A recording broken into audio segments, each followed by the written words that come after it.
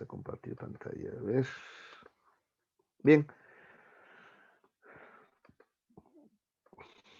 vamos, nos corresponde dentro del desarrollo del curso el tema 12, filosofía moderna, ¿ya? Filosofía moderna. Después de la filosofía medieval, ¿ya? Corresponde a la filosofía moderna, ¿ya? Bien, vamos a dividirla en dos, ¿ya? Hoy vamos a ver una primera parte, la filosofía del siglo XVII, XVIII, ¿ya? Y la próxima semana, filosofía moderna 2, lo que corresponde al siglo XIX, ¿ya? Bien, primero hay que entender a qué llamamos modernidad, ¿no? ¿Qué cosa es la modernidad? Bueno, es un sistema ideológico propio de la burguesía en desarrollo ascendente y por tanto es optimista, pues claro, porque está en pleno desarrollo ascendente, optimista, cree en un desarrollo, un mundo mejor, ¿no? A ver, para que te ubiques, la Revolución Francesa, ¿ya? La Revolución Francesa es la que implica ¿ya? La ascensión de la burguesía, ¿ya? Al poder, ¿no es cierto? ¿Ya? Ellos van a proponer entonces ideas de igualdad, libertad, ¿no? Fraternidad, ¿ya? Esos ideales de la Revolución Francesa, ¿te acuerdas? Porque antes de eso, si hablamos de la época feudal, lo que había es pues desigualdad, ¿no? Había supuestamente personas que se consideraban superiores, pues ¿no? Los aristócratas, ¿no? Había un gobierno monárquico, ¿no? En cambio, la burguesía va a proponer la democracia, que es la que tenemos hasta el día de hoy, ¿no? Muy bien, ¿cuál es su interés en esta etapa?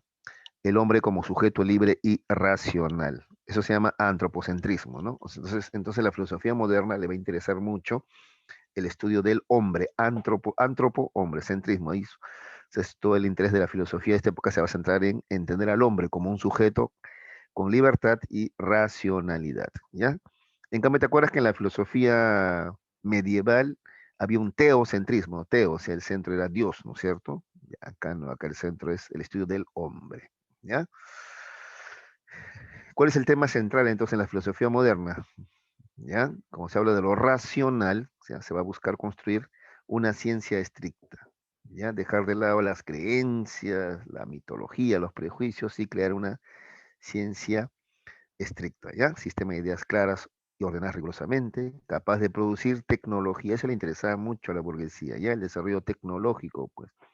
No te olvides que la burguesía asciende como justamente talleres, ¿no es cierto? Pequeñas fábricas comienzan a aparecer, los artesanos, ¿no? Y ellos necesitan, además de tecnología para desarrollar sus productos, su producción, también para los medios de transporte, ¿no? Para poder comerciar mejor, pues, ¿no es cierto?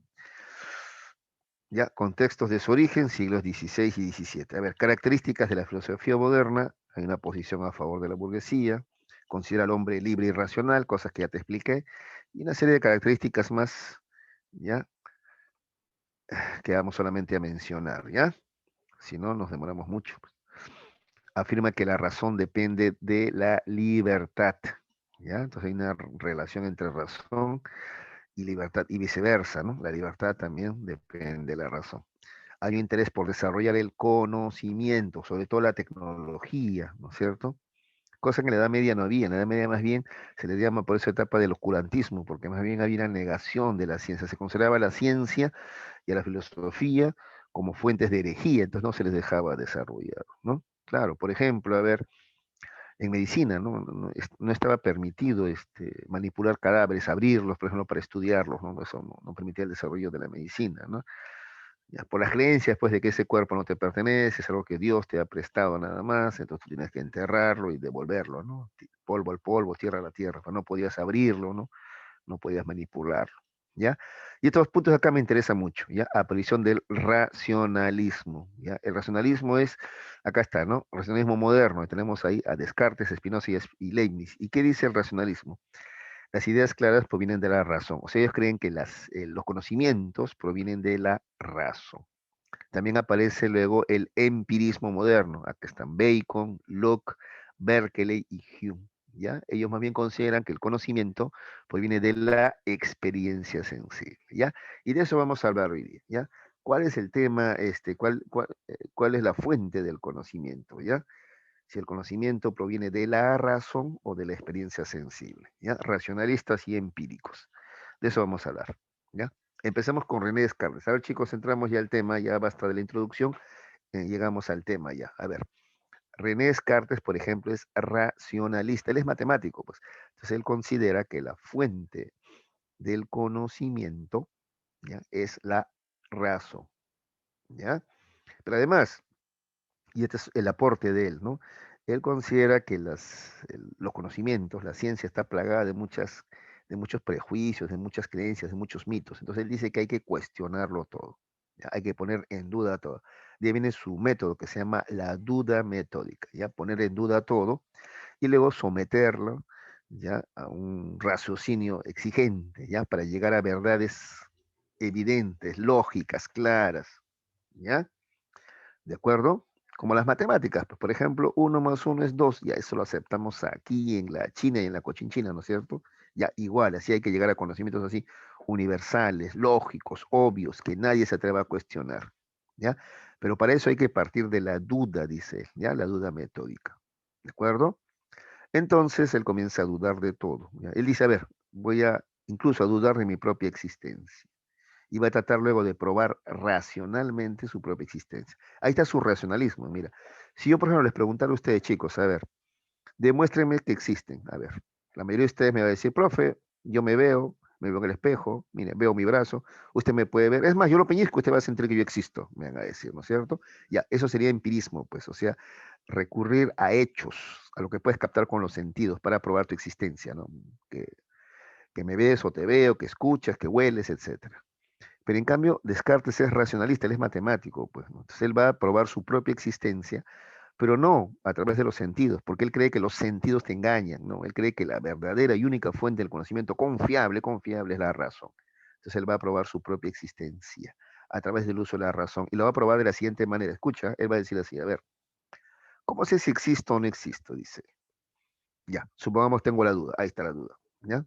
Ahora, sin embargo, ahí está la pregunta, ¿no? ¿Existo o no existo? Ahora, ¿una pregunta puede existir sola? No, pues.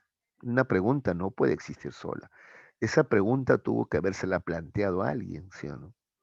Ah, entonces si existe mi pregunta, existo yo. Por eso él dice, pienso, luego existo. ¿Ya? Así, ¿te das cuenta? Mira, y así prueba su propia existencia. Partiendo de la existencia del pensamiento, de su pensamiento, su duda, llega a la conclusión de que también él tiene que existir. ¿Ves? Esa es una prueba racional.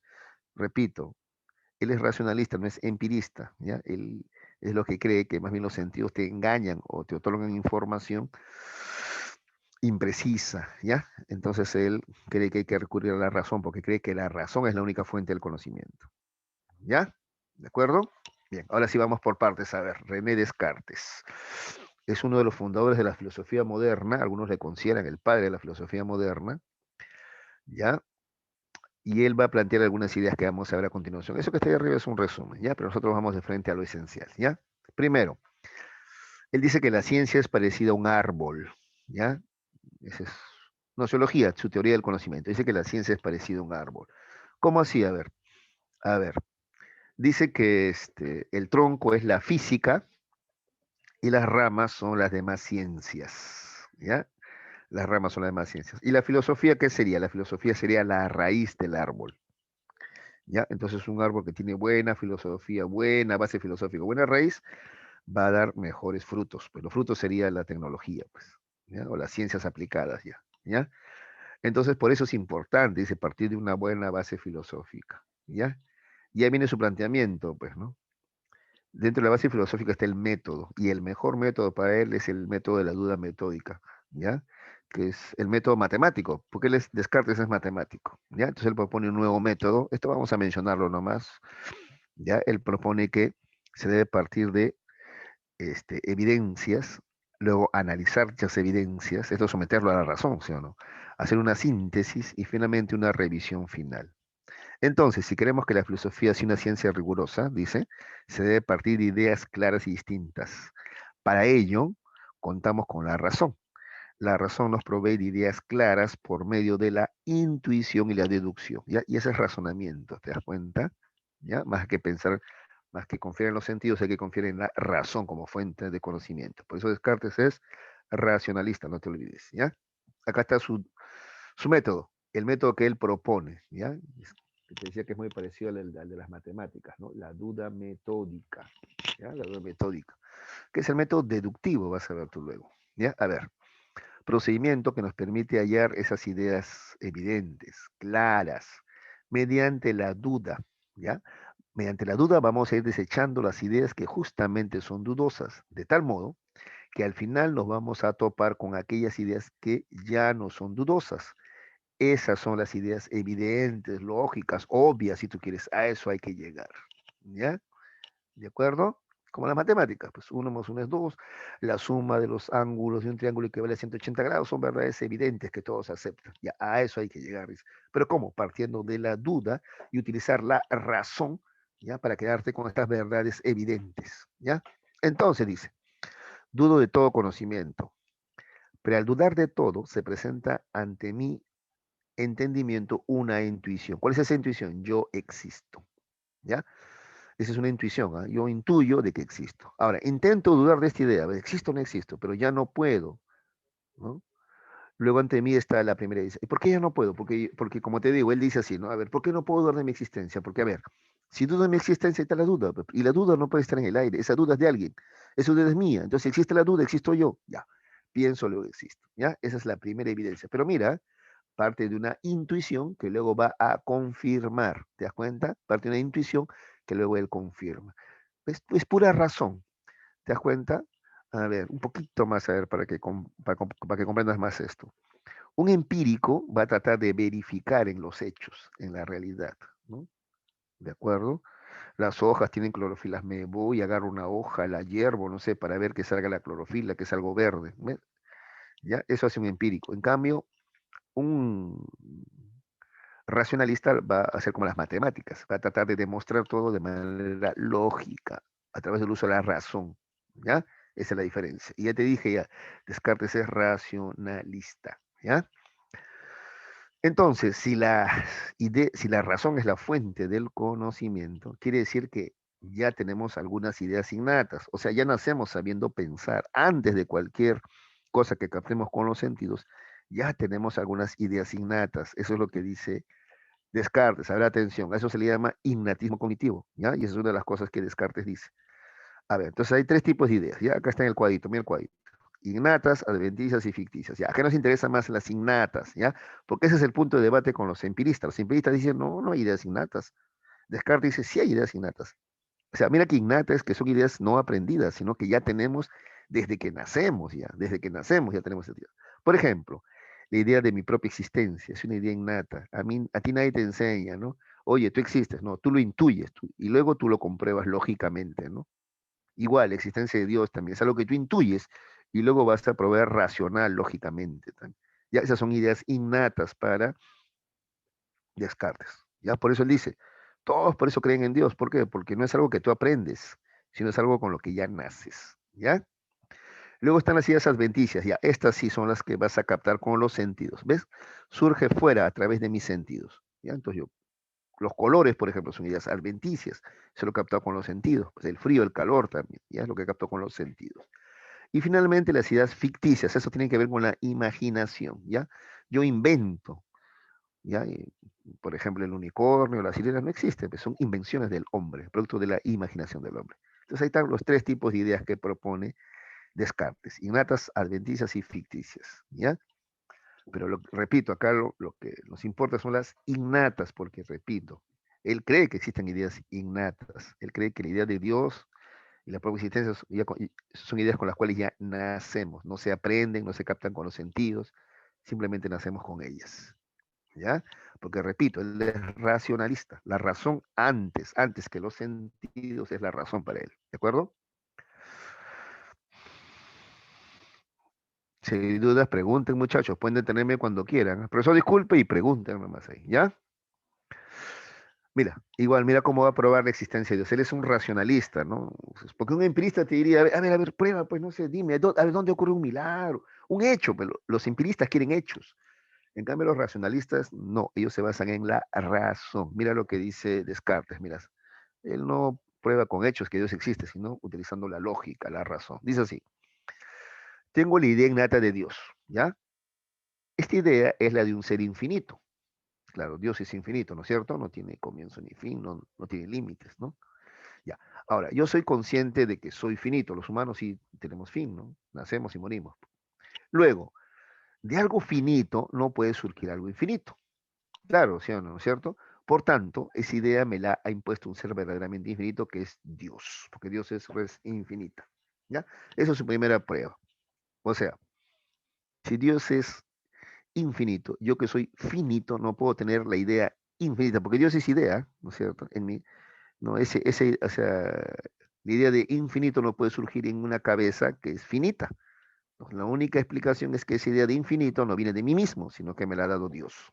¿Ya? Esa es su otra idea. A ver, Dios es la idea de un ser perfecto. Ahora, yo soy, o sea, yo como humano soy imperfecto. Del imperfecto no puede salir algo perfecto, ¿no es cierto? Es imposible. Pues como de mí que soy imperfecto va a salir algo que es perfecto. Entonces, la idea de un ser perfecto, yo no la he generado. No puedo, pues, ¿cómo puedo tener una idea perfecta si yo soy imperfecto?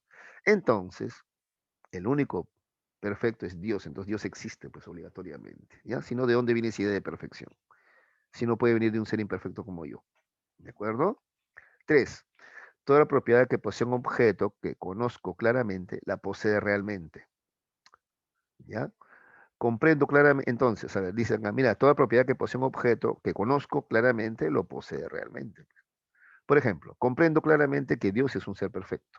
Por tanto, tiene los mejores atributos, porque es perfecto, pues. La existencia de un atributo necesario de la perfección. Entonces, Dios existe. ¿Ves?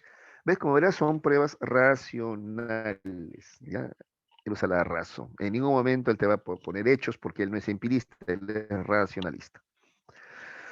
La certeza de la existencia del mundo también, ¿no? ¿Cómo probamos que el mundo existe? Dice, a ver, Dios es un ser perfecto. Ahora, si Dios es perfecto, entonces no va a permitir que yo esté en el engaño.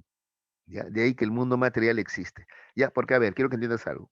En un primer momento él dice, los sentidos a veces te engañan, pues. Por ejemplo, a ver, a veces escuchas cosas que no son, ves cosas equivocadamente. Por ejemplo, metes una cuchara en un vaso de agua y parece que estuviera torcida. ¿Ves? Entonces, los sentidos te engañan, pues, los sentidos te engañan. Pero ¿cómo sé entonces que este mundo de repente no existe? Todos son engaño de mis sentidos. Ya, pero él usa la razón. No, pues eso no puede ser. ¿Sabes por qué? Porque a ti te ha creado Dios. Ahora, Dios es perfecto. Entonces, Dios te ha creado para que tú puedas ver el mundo, pero no te va a crear de una manera ¿no? errónea, ¿no es cierto? Por eso dice acá, mira, Dios es el ser perfecto. Y si es perfecto, entonces no va a permitir que yo esté en el engaño. De ahí que el mundo material que está alrededor mío sí existe. Finalmente dice Descartes que existen tres tipos de sustancias, tres sustancias, ¿ya? Sustancias.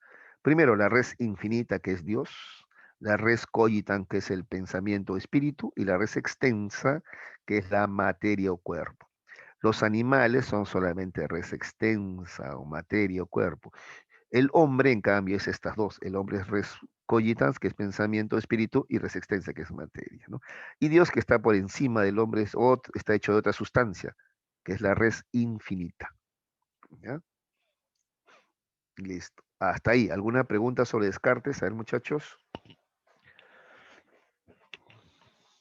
¿Me preguntas? ¿Se acuerdan que también, a ver, o vamos a ver más adelante en antropología, que Descartes es dualista? Pues esto que acabamos de ver ahorita, Descartes es dualista. Para Descartes el hombre es cuerpo y alma, ¿ya? Cuerpo, res extensa, y alma o espíritu, res cogitans, ¿ya? Ya. No te olvides, Descartes es racionalista, propone el método de la duda metódica y cree en el innatismo cognitivo, cree que existen las ideas innatas, ¿ya? Esas ideas tienen que quedarte por lo menos, ¿ya? Repito una vez más, ¿ah? Descartes es racionalista, cree que la fuente del conocimiento es la razón, ¿ya? Propone la duda metódica como método, cree que existen tres tipos de ideas, ¿ya? Y acá me interesan más las ideas innatas, ¿ya? Él cree que ya nacemos con ciertas ideas, como la idea de Dios, por ejemplo, ¿ya? ¿De acuerdo? Y además cree que existen tres tipos de sustancias, ¿ya? Infinita, cogitans y extensa. Listo. ¿No hay preguntas? Continuamos, ¿ah? Ya. Listo. Tenemos a Baruch Spinoza. Él también es racionalista. Vamos a ver primero a los racionalistas, ¿ya? Él también es racionalista, ¿ya? A ver. Veamos, de frente a sus ideas, ¿ya? Él va a criticar la teoría de la sustancia de Descartes. ¿Te acuerdas de esta teoría de acá? Ahí está, esta teoría. Dice Descartes que hay tres sustancias: res infinita, que es Dios; res cogitans, que es el pensamiento espíritu; y res extensa, que es la materia cuerpo. Ya. Esa idea la va a criticar Spinoza, que también es racionalista, pero le critica para mejorar, pues, ¿no? Sus teorías, ¿no? Y dice, ¿por qué cómo así le critica? Dice, no puede haber tres sustancias, dice. Eso es imposible, pues. ¿Por qué? Porque dice, la sustancia es algo que existe por sí mismo, o sea, que existió siempre, que no ha sido creado, ¿ya? Por lo tanto, la única sustancia es Dios. Dios es el único que no ha sido creado. Todo lo demás, el alma, el cuerpo, todo ha sido creado. Entonces no pueden haber tres sustancias. La única sustancia es Dios, ¿ya? No hay más, ¿ya? Porque por definición, la sustancia es algo que no ha sido creado, pues, ¿ya? Y todo ha sido creado menos Dios, ¿de acuerdo? Entonces la única sustancia es la sustancia infinita, que es Dios. No hay tres sustancias, solamente una. Sustancia infinita, Dios. Derivado de eso, él plantea una postura panteísta. ¿Cuál es la postura panteísta de Baruch Spinoza? Que Dios lo es todo, ¿ya? Porque Dios es naturaleza creadora que posee infinitos atributos, ¿ya? De los cuales los hombres solamente podemos conocer dos, ¿ya? Nuestra capacidad no da para más. Solamente conocemos dos atributos de Dios: espíritu y materia, ¿de acuerdo? Pero Dios tiene más atributos, sino que nosotros no podemos conocerlo, ¿ya? Tanto el espíritu como la materia se manifiestan en las cosas materiales, en nuestro cuerpo, nuestra alma y en las entidades ideales. Entonces, todas estas entidades materiales ideales son modos por los cuales se manifiesta Dios. Vamos entonces que todo es Dios. Y ahí que Dios no es solo la naturaleza creadora, sino también la naturaleza creada también, ¿ya?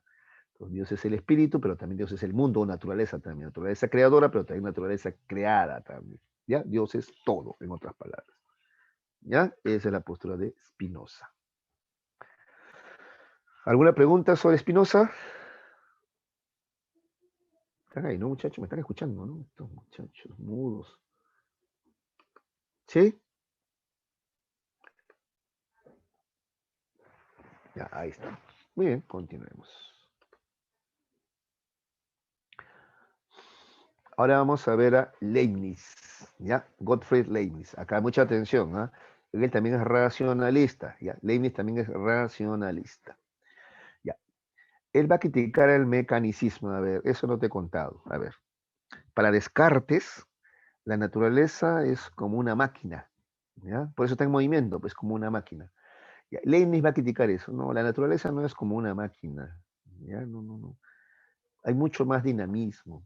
El movimiento no solamente es desplazamiento de un cuerpo, ¿no? Movimiento también es crecimiento, también es envejecer, oxidación, fotosíntesis. O sea, pues no, no, no, no. La naturaleza es mucho más dinámica que una máquina, ¿ya? Otro, propone el ignatismo virtual, ¿ya? Entonces, ¿está de acuerdo con Descartes? Dice, sí, pues existen las ideas innatas. Claro que existen ideas innatas. Pero ¿sabes qué? Nosotros no somos conscientes de ellas en todo momento. ¿Ya? O sea, nacemos con las ideas innatas, pero tomamos conciencia de ellas después, cuando las necesitamos recién, ¿ya? Esto va a decir Leibniz, ¿sabes por qué? Mira, que Leibniz es después pues, de Descartes, porque lo atacan a Descartes. Ahorita vamos a ver lo que dice John Locke. John Locke va a ser como destroza esto de la existencia de ideas innatas de John Locke, ¿ya? Entonces, como se destruye, por eso Leibniz trata de un poquito así, ¿no? Ayudarlos, ¿no? Sí existen ideas innatas, pero insisto, no somos conscientes de ellas en todo momento, no, no. Cuando las necesitamos, ahí recién nos damos cuenta de esas ideas, pero que están ahí, están innatas, sino que no somos conscientes en todo momento, ¿ya? También Leibniz dice que existen dos verdades. Él es racionalista, verdades de razón, pero tampoco se puede negar que existen las verdades de hechos también, o sea, verdades de hechos, o sea, cosas que ocurren, ¿no? Que se pueden observar empíricamente. Sin embargo, claro, para él, ¿cuál es superior? Las verdades de la razón. Miren lo que dice, ¿eh? El conocimiento puede ser racional o sensible. La razón me da siempre ideas universales y necesarias. Los sentidos, en cambio, proporcionan verdades de hechos, siempre contingentes. ¿Ya? Contingentes es que quiere decir que pueden cambiar. Una cosa importante de Leibniz es su teoría de las mónadas. ¿Ya? Así como existen los átomos que conforman la materia, ¿ya? También hay una especie de átomos de energía que conforman el alma, las ideas, ¿ya? A eso le debe llamar mónadas. Porque si no, dice, ¿cómo explicas que un átomo se mueva? La única forma de que un átomo se mueva es que tenga energía. Eso le va a llamar mónadas, ¿ya? Átomos o puntos de energía, ¿ya? Donde Dios es la principal mónada, ¿ya? ¿Qué más? Leibniz también propone un optimismo, ¿ya? Dice que este es el mejor de los mundos posibles. ¿Por qué? Porque lo ha hecho Dios, pues. Y Dios no se puede equivocar, ¿sí o no? Entonces este es el mejor de los mundos posibles, ¿ya? Mira lo que dice en optimismo, ¿eh? Dios es el organizador del mundo, ¿no es cierto? Dándole una adecuada armonía a las mónadas para que todo funcione de la mejor manera. Por ello, pese a que podemos observar que existen problemas, este es el mejor mundo posible, ya que fue hecho por Dios y Él hace las cosas de la mejor manera. Te das cuenta, mira, todos sus argumentos son racionales, pero tú puedes, ¿cómo es el mejor de los mundos? Si es que hay hambre, hay miseria, hay guerras, dirías tú, ¿no? Basado en hechos. Pero te das cuenta que ellos toman muy poco en cuenta los hechos, se basan más en la razón, ¿no? Ahora, si nos ponemos estrictos también, su razón no es tan lógica que digamos, ¿ah? Pero ahorita yo no me voy a poner de crítico, yo ya te estoy explicando lo que ellos decían en esa época, ¿ya? También propone el principio de razón suficiente, donde dice que todo lo que existe existe por algo, nada existe por gusto, todo tiene una razón de ser, ¿ya? Y esto es muy importante en esa época, ahora lo entendemos mucho mejor, ¿ah? Pero en esa época pocos lo entendían, ¿no? Por ejemplo, en esa época, por decirte, ¿no? Ay, caray, los insectos, ¿cómo no desaparecen? ¿No? Porque ¿para qué existen? Incluso decían, esos insectos los ha creado el diablo, porque no, el zancudo, el mosquito, hasta enfermedades transmiten. No, no, no. En cambio, hoy día sabemos que hasta los insectos tienen su razón de ser. O sea, no es que existen por gusto, tienen su razón de ser. Ya tú sabes ahora, por ejemplo, que si la abeja, que es un insecto, no existiera, la humanidad desaparece, ¿cierto? Ahora sabemos que todo tiene su razón de ser, pero ya lo decía Leibniz en el siglo XVIII, ¿ya? Listo, eso nos interesa de Leibniz. ¿Ya? ¿Alguna pregunta sobre Leibniz? ¿Sobre Gottfried Leibniz? A ver, no quiero complicarte, te estoy dando las ideas más sencillas, pero si aún así hay dudas, con toda confianza, hijo, por favor, ¿eh? Pregunta nomás. ¿Está claro entonces? Ya. Entonces, a ver, de Leibniz quédate con el ignatismo virtual, ¿ya? Ignatismo virtual. Las ideas innatas existen, pero no tomamos conciencia de ellas hasta que las necesitemos, ¿ya? También quédate con con la teoría de las mónadas, ¿ya? Son puntos de energía, ¿ya? Que permiten el movimiento de todo lo que existe, ¿ya? Con esas ideas sobre todo quédate. ¿Ya dijo? Listo. Te he hecho un resumen igual, ¿ya? Pero a ver, quédate con estas ideas centrales. Aunque ese también es un resumen del resumen ya. Muy bien. Francis Bacon. A ver, ¿quién se acuerda? ¿Es racionalista o empirista Francis Bacon? A ver. Bacon ya es empirista, ya, empirista, ya. Por eso él va a criticar a la deducción. Mira lo primero que dice. Crítica a la deducción. Ya, mira lo que dice. Los argumentos deductivos son solo juegos de palabras que promueven los religiosos. Sus conclusiones expresan lo que ya está sobreentendido en sus premisas. ¿Ves? Eso dice Bacon. Es que Bacon no cree en la deducción. Entonces, ¿en qué método cree Bacon? Acá está abajo. La inducción. Y tú te acuerdas, ¿qué es la inducción, no? Partir de la observación particular para llevarlo a lo general.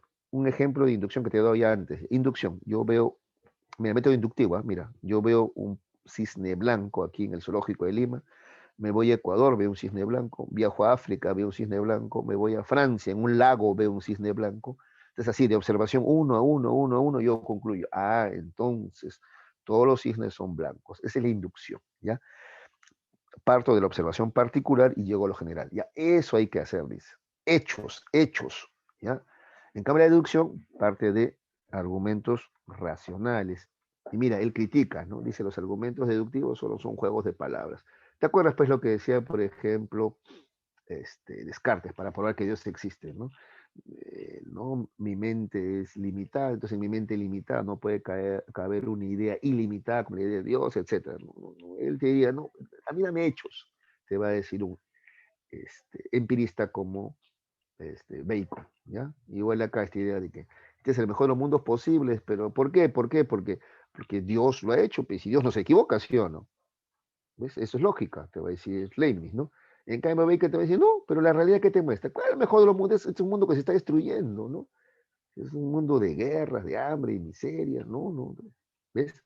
Porque Bacon es empirista y cree en los hechos, por eso critica el método deductivo de los racionalistas y propone más bien el método inductivo de los empiristas, ¿ya? Además, Bacon dice, saber es poder. ¿Para qué conocemos? No, pues para estar dando vueltas como gato persiguiendo su cola. No, no, no. Nosotros conocemos para dominar la naturaleza. Por eso dice saber es poder. El conocimiento de la naturaleza te da poder sobre ella. ¿Ya? Y eso también es más pragmático de Bacon. Finalmente, Bacon dice que tiene su teoría de los ídolos. ¿Qué dice? Que hay que acabar con ciertos ídolos. Ídolos son creencias, pues, ¿te acuerdas? Los ídolos son creencias, ¿no? Ya, entonces lo que te dice es que hay que acabar con esos ídolos, ¿ya? Que son 4. ¿Ya? Porque estos, dice, perturban la mente. Cuando dice perturban la mente es que no te dejan pensar bien, ¿ya? Te confunden. Por ejemplo, tenemos que acabar con los ídolos de la tribu, los ídolos de la tribu. ¿Cuáles son esas? Las creencias de la sociedad. ¿Ya? ¿Cuántas creencias tenemos, no? Que no nos permiten pensar con claridad, ¿ya?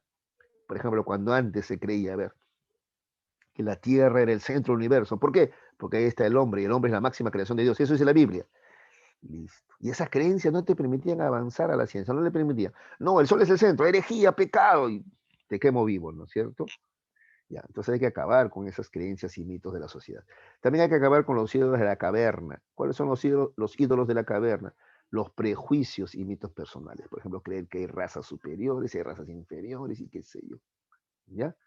Que también con los ídolos del foro son ideas producto del mal uso del lenguaje también. ¿Ya? A veces utilizamos erróneamente el lenguaje. Por ejemplo, si les digo, a ver, hijos, yo soy materialista, el profe cree solamente en la plata. No, no, no. Materialista, en términos ontológicos, es creer que la materia no se crea, no se destruye, ha existido siempre. Eso es materialista. Y finalmente, acabar con la teoría de los ídolos del teatro. ¿Cuál es? El idealismo de algunos filósofos, ¿no? El idealismo de algunos filósofos, justamente. ¿Ya? Bueno, ese es Francis Bacon. ¿Alguna pregunta? Entonces no te olvides de Bacon, ¿eh? Él critica la deducción, ¿ya? Y propone más bien el método inductivo, ¿ya? Ese es el aporte de Bacon. Ya, con eso al menos quédate, ¿ya? Estás anotando, me imagino, ¿no? Ya, muchachos. ¿Preguntas?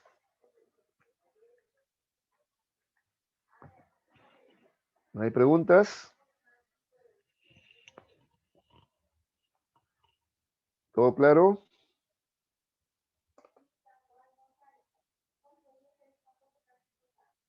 No estamos acostumbrados a hacer filosofía, ¿no, chicos? Ya, pero quédate al menos con las ideas centrales que te estoy dando, ¿ya?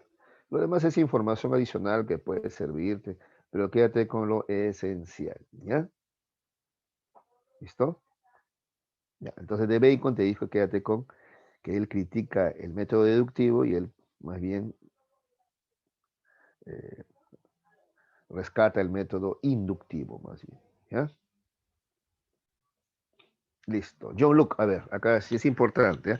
Así como Descartes es el máximo representante del racionalismo, John Locke es el máximo representante del empirismo, ¿ya? Francis Bacon también lo era, pero Locke es más destacado, ¿ya? Miren, primero, Locke va a destruir la tesis de las ideas innatas. ¿Te acuerdas? Que los racionalistas, como Descartes, piensan que existen las ideas innatas, ¿no es cierto? Por ejemplo, la idea de Dios o la idea de mi propia existencia, ¿no? John Locke va a decir, a ver, si la idea de Dios fuera innata, todos creerían en el mismo Dios, pues. Pero para comenzar, por ejemplo, los niños pequeños no creen en Dios. En otras culturas, como por ejemplo los indígenas americanos, ellos no creen en Dios, ellos adoran a la naturaleza. Para ellos Dios es la naturaleza. No, no, no es un Dios como el que crees tú. ¿Ya? Entonces no hay ideas innatas, pues. ¿Ya? Acá dice, mira, crítica a las ideas innatas, dice, a las tesis de las ideas innatas, dice. No hay ideas innatas, porque si fuese así, todos tuviéramos exactamente las mismas ideas innatas, incluyendo a los niños pequeños, los locos y los indígenas americanos. ¿Ya? Claro. Dicho de otra manera, si existe la idea innata de Dios, ¿cómo explicas que existan ateos o gente que adore a dioses diferentes? Pues, ¿Ya? Esa es la crítica de John Locke, porque para John Locke no existen las ideas innatas, porque según Locke, que es empirista, ¿ya? El origen de las ideas es la experiencia, que puede ser de dos maneras, la experiencia externa, la sensible, con los sentidos, y la experiencia interna, que es la razón. Pero ¿cómo empieza todo? Con los sentidos, pues, ¿ya? Dicho de otra manera, para Locke no puede haber ideas en tu cabeza que no hayan sido primero sensaciones en tus sentidos, ¿ya? Entonces todo conocimiento empieza con los sentidos o experiencia externa. Eso es lo que dice John Locke. Y ese es empirista, pues. Por eso él dice, no existen las ideas innatas. Ya, acá está. La experiencia externa, sensaciones como vista, oído, tacto, olfato, gusto. Capta las cualidades provenientes de las cosas del mundo exterior. Así comienza el conocimiento. Luego tenemos la experiencia interna. ¿Existe la razón o reflexión? Claro. La memoria, el deseo, el razonamiento existe, claro, pero es de después. ¿Ya? Procesa la información que previamente has captado en la experiencia externa, o sea, con los sentidos. ¿Ya? Eso dice John Locke. Ya, con eso al menos quédate, ¿ya? ¿Qué más? Otra idea de John Locke, a ver, muy importante este acá. Las cosas externas a la conciencia, o sea, las sustancias son incognoscibles. Esa es otra cosa que dice Locke, ¿ya? Las sustancias son incognoscibles. Nosotros solamente podemos conocer aquello que está en nuestra conciencia. Ojo, ojo. Y no te olvides, ¿y qué está en nuestra conciencia? Lo que hemos captado con los sentidos. Entonces no podemos conocer otra cosa que no sea lo que hemos captado con los sentidos nada más. Entonces las esencias, entes, ¿no es cierto? Ideales, eso no podemos captarlo, ¿ya? Es más, ni sabemos si existe o no existe, ¿ya? Acá dice entonces, las cosas externas a la conciencia, las sustancias, son incognoscibles. Lo único que conoce el hombre son sus ideas. Estas se forman cuando la experiencia externa capta las cualidades de las cosas. Eso se llama sensación, pues, ¿no es cierto? Entonces, es correcto admitir la existencia de cosas que están fuera de nosotros, llamadas también sustancias, de donde justamente salen cualidades. Pero como solo conocemos ideas, tales cosas son imposibles de ser conocidas. ¿Ya? Entonces no negamos que, diría yo, Luke, no negamos que existan las sustancias, existen, pero nosotros no podemos conocerlas. ¿Por qué? Porque no las podemos captar con los sentidos, pues, ¿ya? Sino que él lo dice de otra manera, ¿no? Él dice, solamente conocemos las cosas que están en nuestra conciencia. Las cosas que están fuera de la conciencia, como la sustancia, no las podemos conocer, aunque existan. Existen, pero no las podemos conocer. ¿Por qué? Porque no las captamos con los sentidos. Y en la conciencia está solamente lo que captamos con los sentidos nada más. ¿Ya? Finalmente, también acuérdate de John Locke, su tesis de la tabula rasa. Esta es muy importante. Acá se expresa su oposición al innatismo cognitivo, su oposición a la existencia de ideas innatas, ¿ya? La tesis de la tabula rasa, ¿ya? Él dice, si solo conocemos ideas que provienen de la experiencia sensible, de los sentidos, entonces al nacer nuestra mente está vacía, parecida a una hoja en blanco. Eso es tabula rasa. Tabula rasa, muchachos, es latín, significa tabla sin marcas, ya tabla así lisa, lisa, ¿no? Sin ninguna marca, ninguna imperfección, ¿ya? Entonces, cuando tu mente nace es una tabla, es una tabla sin marcas. Eso no te dice mucho. Mejor sería que tú lo entiendas así. Una hoja en blanco. Ahí está, creo que eso te ayuda a entender mejor, ¿ya? Tabula rasa. Cuando tú naces, tu mente está en blanco. No hay ninguna idea innata. Cuando tú naces, no hay nada. Tu mente está totalmente en blanco. Las ideas que van apareciendo ahí es producto de lo que tú vas captando con los sentidos recién, ¿ya? Esa es la tesis de la tabula rasa, ¿ya? Entonces, mira, Descartes propone la existencia de ideas innatas, John Locke, en cambio, las niega, ¿ya? Las niega con su tesis de la tabula rasa, ¿de acuerdo? Finalmente, a John Locke se le considera el padre del liberalismo, ¿ya? Porque él es el primero en proponer que los hombres nacen totalmente libres y que además que somos iguales todos, ¿ya? ¿De acuerdo? Y que además por eso todos tenemos derecho a la propiedad, ¿ya? Entonces, se forma un Estado con esos preceptos, con esas ideas de libertad, igualdad y derecho a la propiedad. Eso se llama liberalismo. A ti te puede parecer obvio porque tú vives en democracia, pero antes, por ejemplo, un esclavo no podía tener casa. Es más, si esto es peor, hasta el siglo XIX las mujeres no podían tener propiedad, no podían comprarse casa, no podían tener carro, imagínate. O sea, ¿no? ¿Ya? Bueno, Entonces el liberalismo propone que todos los no, todos somos iguales, todos somos libres, todos tenemos derecho a la propiedad, ¿no? ¿De acuerdo? Eso es el liberalismo, pues son derechos naturales, ¿ya? Acá dice, los hombres nacen totalmente libres, iguales entre sí y con derecho a la propiedad. Forman un Estado mediante un acuerdo entre ellos con el fin de proteger estos derechos naturales. ¿Cuáles son los derechos naturales? A la propiedad, a la igualdad, a la libertad. Eso es liberalismo. ¿Ya? Listo. ¿Alguna pregunta sobre John Locke? ¿Está claro?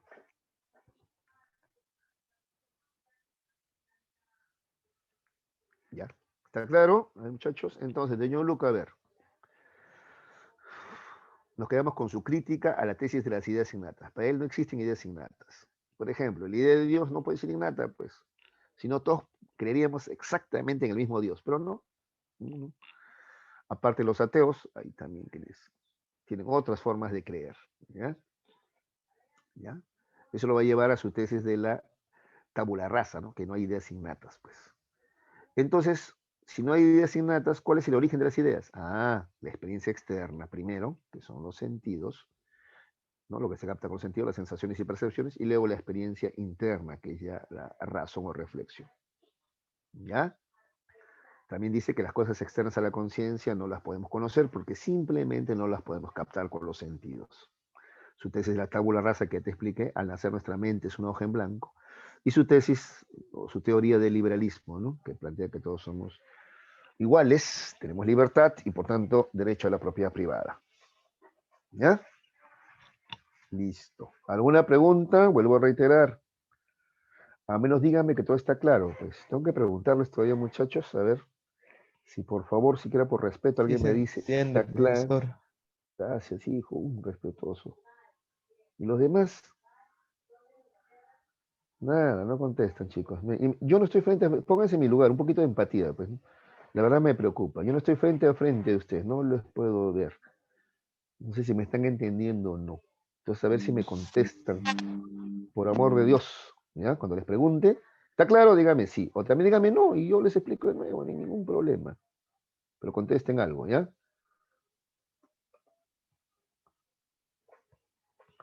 Aparte que esa, no sé si es timidez o sobradez, no sé, la verdad no sé ni qué pensar. No los va a llevar a ningún lado, ninguna de las dos cosas, ¿ah? ¿Ya? Si son tímidos, no está bien, pues hijos.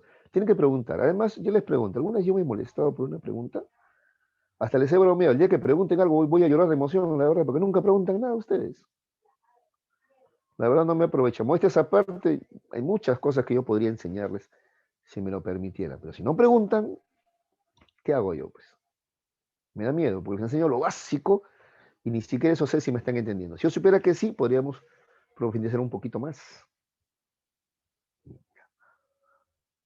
Porque después vienen las preguntas, y en las preguntas sí son tipo academia, ustedes son selección, ¿ah? Ya, eso es lo que a mí me han dicho, son selección. Por si acaso yo tengo más de 15 años trabajando con gente de selección, no solamente en este colegio, en otros también, ¿ah? ¿Ya? Pero igual, si hay dudas, preguntas, de repente es algo nuevo para ustedes, por favor plantéenlo, no se queden callados. Bueno, vamos a Berkeley. No digo que sea facilito la filosofía, por si acaso, yo sí sé que reviste cierto grado de complejidad, pero por eso mismo tienen que preguntar. Y si todo está claro, también de repente los estoy yo subestimando, me disculpan en ese caso. Si todo está claro, dígame. Está claro, por eso, entonces yo también me quedo tranquilo. ¿Ya, muchachos? Por favor, ¿ya? Bien, seguimos entonces con los empíricos. Estamos con los empiristas, ¿no es cierto? Hemos empezado con Bacon, que es empirista, ¿no? Él cree que el conocimiento se origina en la experiencia sensible, en los sentidos, ¿no es cierto? Además, ellos proponen el método inductivo, ¿no es cierto? Acabamos de ver a John Locke, ¿no? Que justamente niega la existencia de ideas innatas, ¿no? Él propone que el conocimiento es a partir de la experiencia sensible, o sea, a través de los sentidos. Obviamente también, aunque acá no lo dice, ya obviamente John Locke también está a favor del método inductivo, pues, ¿no es cierto? ¿Ya? Listo. Ahora vamos a ver a Berkeley, ¿ya? Es otro empirista, pero cuidado acá, ¿ya? Berkeley y Hume ya son empiristas que se van al extremo ya, al extremo se van, ¿ya? Por eso es importante que hayas entendido esto de acá, ¿ya? Las cosas externas a la conciencia, o sea, las sustancias, son incognoscibles. Si has entendido esto, vas a entender lo que viene a continuación, ¿ah? ¿Ya? Berkeley es un obispo para comenzar, ya es un sacerdote, es un obispo, ¿ya? En primer lugar, él va a criticar la teoría de las cualidades de Locke, ¿ya? Toda cualidad es subjetiva, pues depende de una conciencia, dice, ¿ya? Es que para Locke existen cualidades objetivas, ¿no? Pero para Berkeley no, toda calidad es subjetiva. O sea, solamente está, a ver, cuando hablo de cualidades, por ejemplo, color, sabor, ¿ya? Colores, sabores, tú dirás, pues eso está afuera, pues. No, para Berkeley esas son cualidades subjetivas, ¿ya? ¿De acuerdo? Muy bien, a ver. Y así proponer, esto es el punto central de Berkeley, la teoría del inmaterialismo. ¿Ya? A ver, atención acá, la teoría del inmaterialismo. Él parte de que las cosas son solamente percepciones nuestras. No existen en realidad las cosas. Son simples percepciones nuestras. Mira lo que dice, ¿ah? Lo que denominamos cosa, material, en realidad es en realidad, perdón, un conjunto de percepciones. Si son percepciones, tienen que estar necesariamente dentro de nuestra conciencia. No hay, por tanto, cosas que estén fuera de nuestra conciencia. ¿Ya? ¿De acuerdo? Entonces, por ejemplo, a ver, vamos a suponer tu mesa, ¿ya? Tu mesa, a ver, ¿ya? La mesa sobre la cual estás apoyado, ¿ya? O está apoyada tu laptop o tu celular, ya, la mesa. Tú dirás, existe, y él te va a decir, no, es una suma de percepciones tuyas. Pero yo la toco, la siento suavecito, y esas son tus percepciones de tacto, son tus percepciones de tacto. Yo veo que es color blanco, marrón, ya, son tus percepciones de color, todas son percepciones tuyas.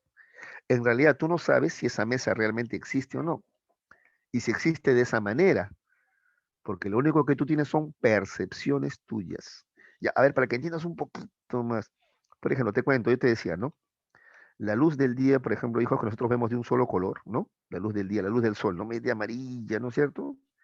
Ya, en realidad son 7 colores, pero nosotros solamente captamos, ¿no? Así, ¿ya?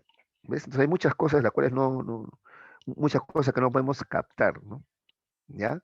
¿De acuerdo? Entonces, repito, Berkeley propone la teoría del inmaterialismo, ¿ya? La materia, inmaterialismo, la materia no existe, las cosas no existen, o no tenemos certeza de que existan, ¿ya? Porque solamente tenemos certeza de nuestras percepciones, solamente tenemos certeza de lo que captamos con nuestros sentidos, ¿ves? Ese es el empirismo, pues, ¿ya?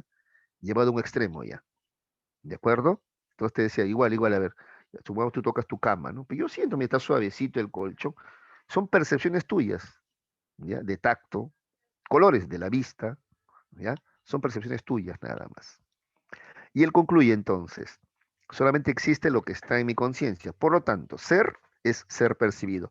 O sea, solamente existe lo que es percibido por alguien.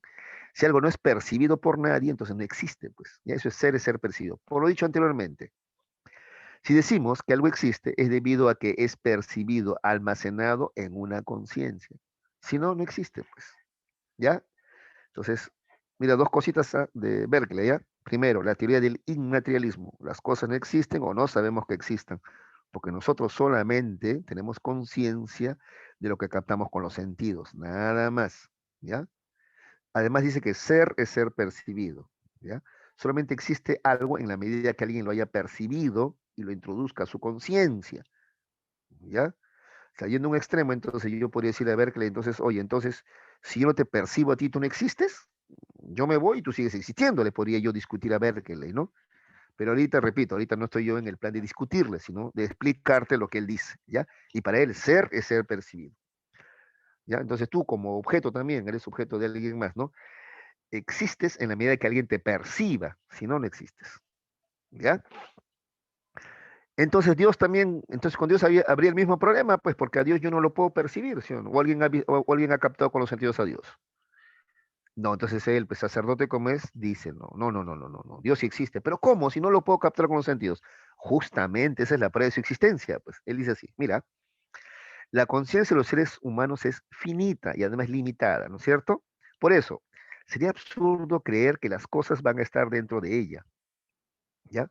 Porque las cosas son muchas, son infinitas, pues, ¿sí o no? Tantas cosas, todas no pueden estar en la conciencia humana. Necesitamos una conciencia más grande que la conciencia humana, ¿ya? Una conciencia más grande donde estén todas las cosas del mundo, del universo. ¿Y cuál sería esa conciencia más grande que la conciencia humana? La conciencia de Dios. Por lo tanto, Dios existe. ¿Ya? Así prueba Berkeley que Dios existe. Acá está, ¿ah? Mira, la conciencia de los seres humanos es finita y limitada. Por eso sería absurdo creer que las cosas van a estar dentro de ella. Entonces tenemos que admitir la existencia de una conciencia infinita que albergue a todas las cosas, sensaciones del mundo. Esa conciencia infinita es Dios. Por tanto, Dios existe. ¿Ya? Esa es la teoría de Berkeley. Entonces, por favor, de Berkeley, al menos quédate con estas tres ideas. ¿Ya? El inmaterialismo, ya las cosas son solamente percepciones, nada más, percepciones nuestras. Ese es el inmaterialismo, ya la materia no existe. O si existe, no la podemos conocer más que conocemos nuestras percepciones nada más, ¿ya? Quédate con ser es ser percibido, solamente existe aquello que es percibido y almacenado en una conciencia. Y quédate con la existencia de Dios en la medida que la conciencia humana no basta para contener todo lo que existe en el universo, ¿ya? Esa es la teoría de Berkeley. ¿Alguna pregunta? ¿Ninguna? Todo claro, profesor. Muchísimas gracias, hijita. Qué respetuoso de tu parte contestarme. Muy amable, ¿eh? Te agradezco mucho, Profesor, hijo. una pregunta. Sí. ¿En qué sentido es idealista? Ah, ya. El idealismo, jóvenes, así en términos bien sencillos, ¿ya? Porque estamos todavía, ustedes están en quinto, todavía hay tiempo para esto en academia, lo vamos a desarrollar más. Pero a ver, el idealismo en términos bien sencillos es creer que la materia ha sido creada por la idea o espíritu. Y si hablamos de idea o espíritu, estamos hablando de Dios. Pues Dios no es materia, ¿sí o no? Dios no es materia, Dios es idea o espíritu. ¿Ya? O creer en todo caso que la idea de espíritu, ya sea Dios u otras formas de existencia, es anterior a la materia. Ese es el idealismo. ¿Ya? Entonces él es idealista porque además él cree que la materia no existe. ¿Ves? Entonces lo que existe son solamente ideas. Ahí está su idealismo también. ¿Ya? Entonces hay hasta dos formas de ver su idealismo ahí. Uno, creer que Dios ha creado todo. ¿Ya? Ese es idealismo. Porque mira, el materialismo es al contrario. Un materialista te dice, no, la materia no ha sido creada, la materia es eterna, ha existido siempre. Los filósofos de la antigüedad, como Tales, Anaximandro, ellos eran materialistas. Ellos creían que la materia existió siempre, ¿no? Ha existido siempre, no ha sido creada por Dios, ¿no? La materia ha existido y va a existir siempre. Ese es materialista, ¿ya? En cambio, el idealista cree que no, que Dios, que es idea, ha creado la materia. Ya, pero esa es una. Pero además hay otra más, donde tú notas que él es idealista, cuando él te dice que la materia no existe. Solamente existen nuestras ideas, nuestras percepciones, nada más. Ahí también está su idealismo. ¿De acuerdo? ¿Se entendió, hijo? ¿Sí? Sí, profesor, gracias. A ti gracias por la pregunta, hijo. Muy amable. Me das la oportunidad de explicar un poquito más esto. Muy buena pregunta. Gracias. Listo. Ahora vamos a continuar con David Hume. Gracias por las preguntas, gracias por decirme que todo está claro. Les agradezco de verdad de corazón, muchachos. ¿Ah? ¿Ya? Y si no está claro, también pregunte, no hay ningún problema. ¿Ya? Listo. David Hume, ¿ya? También es un empirista extremo también, como vamos a ver a continuación, ¿ya? Igualito, igualito que Berkeley, él dice, solo existen las percepciones, ¿ya? Solamente existen las percepciones, o sea, y las percepciones son nuestras ideas, ¿sí o no? Son nuestras sensaciones, ¿sí o no? ¿Ya? Eso nomás existe. ¿Qué? ¿Pero no existe el mundo fuera de nosotros? Hume dice, puede existir, pero nosotros no podemos conocerlo, pues. Lo único que conocemos es lo que captamos con los sentidos. Lo que no captamos con los sentidos no lo podemos conocer. Entonces, ¿qué conocemos? Lo que captamos con los sentidos nada más. Pero hay todo un mundo que no captamos con los sentidos y no sabemos si existe o no existe. No sé si entienden la idea. Eso dice Hume también, muy parecido a lo que Berkeley proponía. ¿Ya? Entonces, a ver, solo existen las percepciones. Ahora, estas pueden ser de dos tipos, ¿ya? Mis impresiones, que es lo que capto directamente con los sentidos, ¿ya? Lo que capto directamente con los sentidos, ¿ya? Y la representación mental que me forma en mi cabeza son las ideas. Estas son menos intensas y mayor duración. ¿Ves? Es lo único que conocemos. O sea, en mi conciencia, en mi cabeza, solamente hay impresiones e ideas. Impresión, lo que acabo de captar con los sentidos. Y las ideas, la representación mental que me hago en la cabeza. ¿Ya? Es lo único que existe. El porqué es también lo único que puedo conocer. ¿Ya? Solo existen las percepciones, dice Hume. Hume llega a considerar de que lo único que podemos tener certeza es de nuestras propias impresiones y sus productos, que son las ideas. ¿Ves?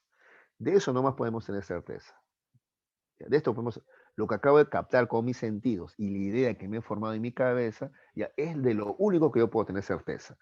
De lo que no puedo captar con los sentidos, ¿qué certeza puedo tener? Tú me hablas del átomo, pero si yo no lo veo, ¿qué certeza puedo tener de que existen átomos en todos los cuerpos, en toda la materia? ¿Cómo puedo tener esa certeza yo? ¿Ya? Yo solamente tengo certeza de mis impresiones y mis ideas. ¿Ya? Lo que puedo captar con los sentidos y la representación mental consecutiva. Suponer que hay cosas externas a nosotros, mira lo que dice Hume, ¿eh? Suponer que hay cosas externas a nosotros que ocasionen tales impresiones es solo una creencia de la que nada podemos decir con veracidad. ¿Ves? ¿Ya? Entonces, lo que yo capto con los sentidos, ya, impresiones e ideas, ya, de eso tengo certeza. Que hay además más cosas, no las niego, pero no las puedo conocer, pues. No puedo conocerlas. No puedo negar ni aceptar, ¿no? Que existen o no existen, ¿ya? ¿Ves? Ahí se expresa también el agnosticismo de Hume, ¿ya? Solo valen aquellas ideas que provienen entonces de impresión alguna, así como las que expresan relaciones matemáticas. Ah, ya, pero mira, en eso sí él acepta, ¿ya? Acepta, a diferencia de Berkeley, de menos que existen ciertas relaciones matemáticas, o sea, son conocimientos racionales, ¿no? Porque las matemáticas proponen cosas que no se pueden captar con los sentidos, sino que se adquieren solamente a través del uso de la razón, ¿no es cierto? Ya, él también llega a aceptar eso, ya existen las relaciones matemáticas, ¿ya?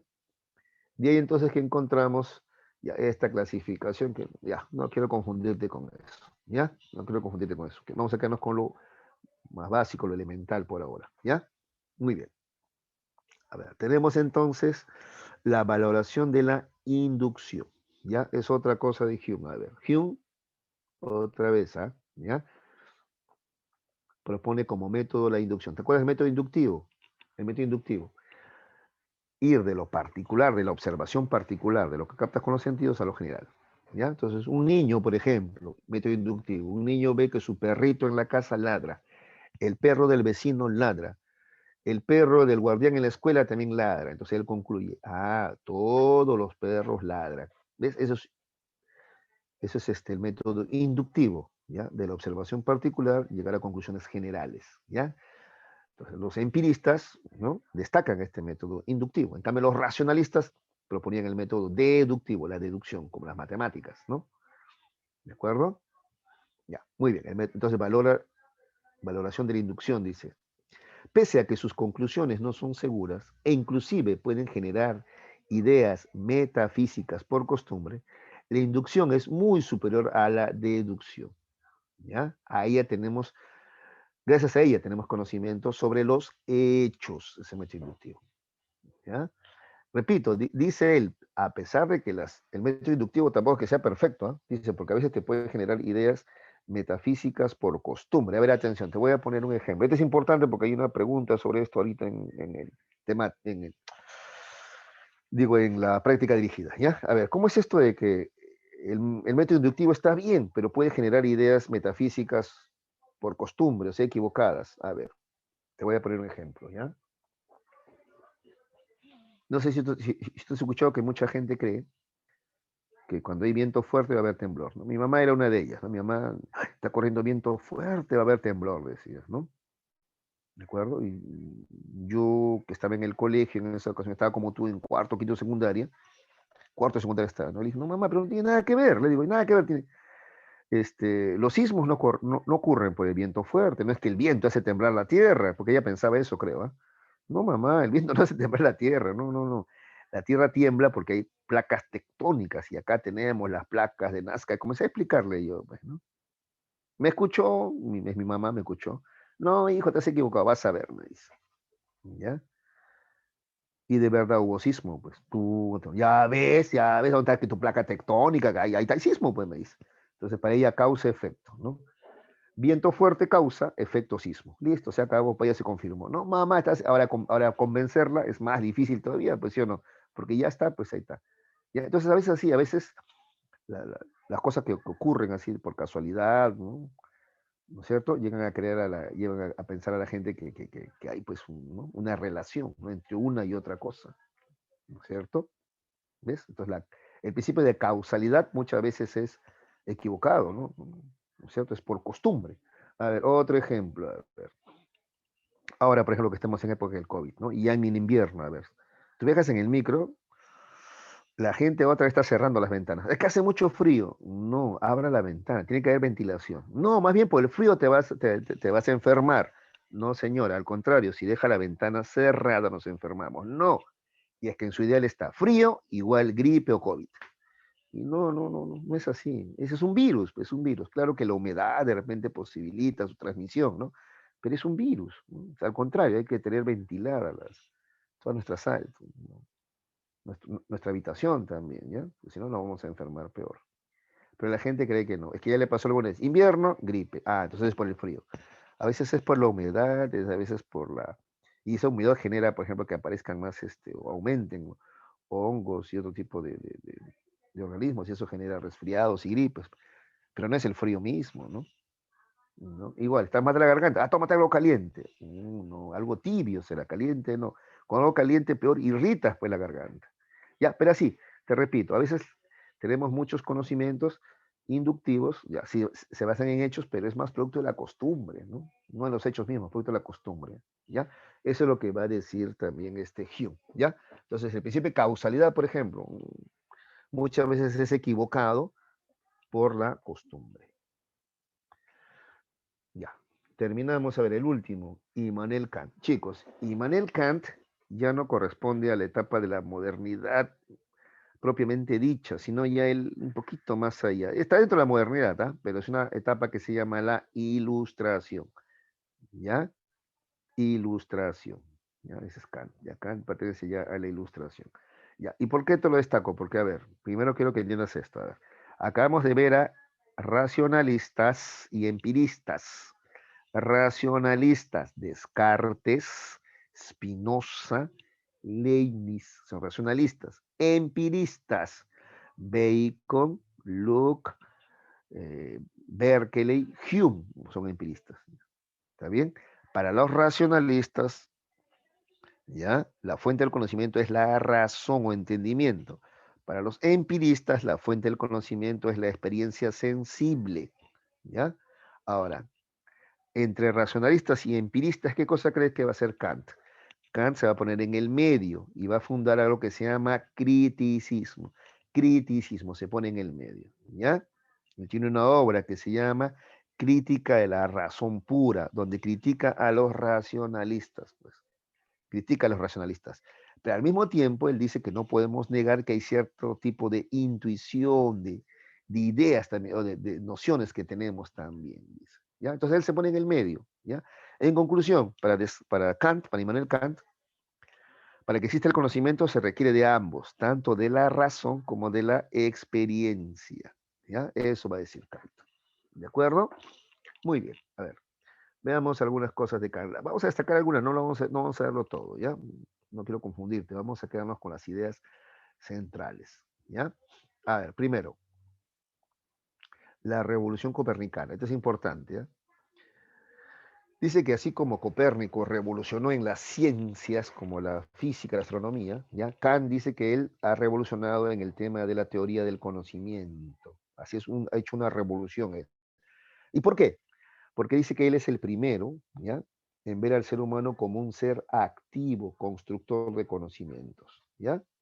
El hombre es un ser activo, constructor de conocimientos. Dice, los filósofos anteriores consideran al hombre como un sujeto pasivo, receptor de las leyes y propiedades reales que tienen las cosas.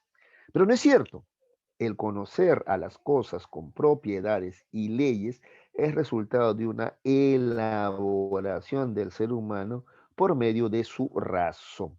La razón posee tres facultades, tres maneras de producir conocimientos. A ver, ¿cuáles son? La sensibilidad, el entendimiento y la razón.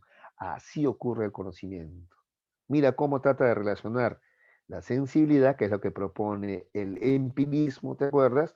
Con la razón, que es lo que propone el racionalismo, y cómo las une con el entendimiento.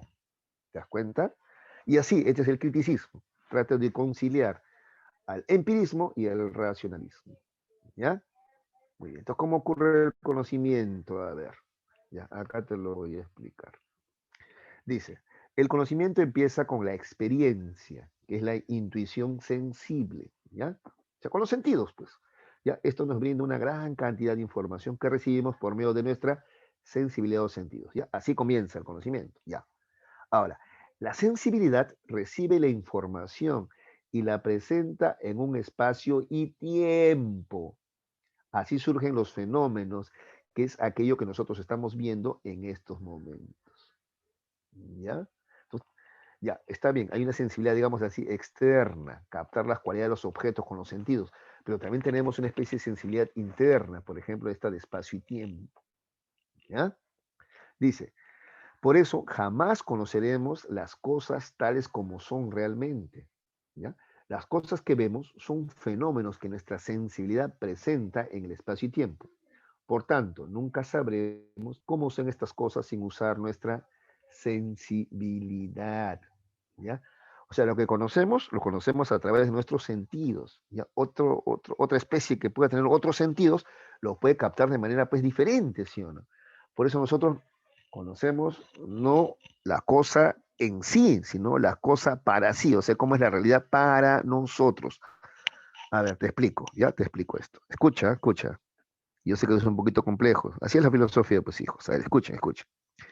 Ya, a ver, ¿cómo es eso de que no conocemos las cosas realmente como son?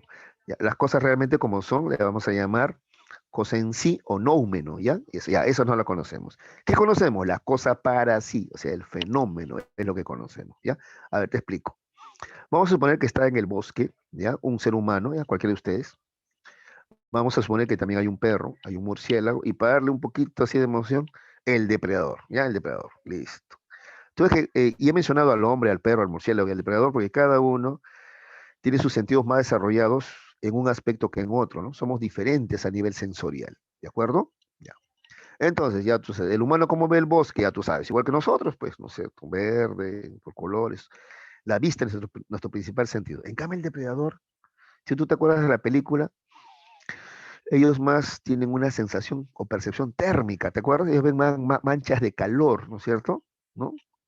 Sensación térmica. Entonces, su representación del bosque, su representación mental del bosque, su percepción del bosque es diferente a nosotros, ¿sí o no? Y el murciélago es prácticamente ciego. El murciélago capta el mundo como si fuera un radar, ¿sí o no? También su percepción entonces es diferente, porque es casi ciego, ¿sí o no? Ya, y los captan más con los oídos, como un radar, como un sonar. Ya. Y el perro, no sé si a ustedes les pasa. Yo saco a mi perro y se la pasa oliendo orines. Yo lo saco para que él vea el parque, el paisaje. No, pero él se la pasa oliendo orines y marcando territorio, ¿no? También captan el mundo de otra manera. Su principal sentido es el olfato. Entonces, a ver, yo te pregunto ahora, ¿cuál de los cuatro seres mencionados se representa la realidad tal como es? ¿El humano, el depredador, el murciélago o el perro? A ver, ¿qué me dice? ¿Cuál de los cuatro capta la realidad, el mundo, exactamente como es? A ver, ¿qué me ¿El contestan? humano? No, no. El ser humano capta como ser humano. El murciélago capta como murciélago. El perro como perro. No. Uno. Ninguno. Exacto. Ninguno. Cada uno capta, ¿ya?, la realidad a su manera, según los sentidos más o menos desarrollados que tenga. ¿Te das cuenta? Pero el mundo como realmente es, no lo capta ninguno. Entonces cada uno capta el mundo para sí.